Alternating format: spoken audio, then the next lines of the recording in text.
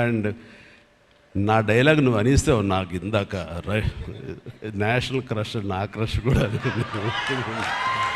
అందుకని నేను ఆ మాట అనను కానీ అనుకుంటాను అంతే, పైగా మాత్రం నేను అనను. సరే అమ్మా, ఫెంటాస్టిక్ అమ్మా నువ్వు. అండ్ ఇప్పుడు కదా తన ఫస్ట్ సినిమా హీరోయిన్గా వచ్చినప్పుడు ఆ సినిమాకి ఇలాగే నేను గెస్ట్గా వచ్చాను. ఆ రోజు నుంచి తన్ని అబ్జర్వ్ చేస్తుంటే నటనా పరంగా కానివ్వండి, తన ఇమేజ్ పరంగా కానివ్వండి, day by day film after film ఎక్కడికో వెళ్ళిపోయింది. ఇది నేషనల్ క్రష్ కాదు, ఇంటర్నేషనల్ క్రష్ అయిపోయింది అమ్మాయి. అండ్ గాడ్ బ్లెస్ యూ అమ్మా, నువ్వు ఎంత బాగా పెర్ఫామ్ చేస్తావంటే నేను చూస్తుంటే నీ కళ్ళు తప్ప ఇంకేమైనా అట్రాక్ట్ చేసుకోవు, కళ్ళు ఒకలా చూస్తుంటావు నేను. అండ్ ఆ కళ్ళతో ఏం పలికిస్తుంది ఎక్స్ప్రెషన్ అంటే ఇంకా అంత ఇంత కాదు.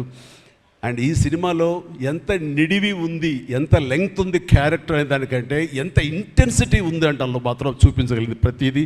ముఖ్యంగా బిడ్డను హోల్డ్ చేసినప్పుడు ఆవిడ ఒక కన్న తల్లిలాగా, ఒక అమాయకంగా ఒక ప్రియుణ్ణి మోసపోయినప్పుడు వాడి వల్ల ఎక్కేసినప్పుడు నాకు చూడాలందులో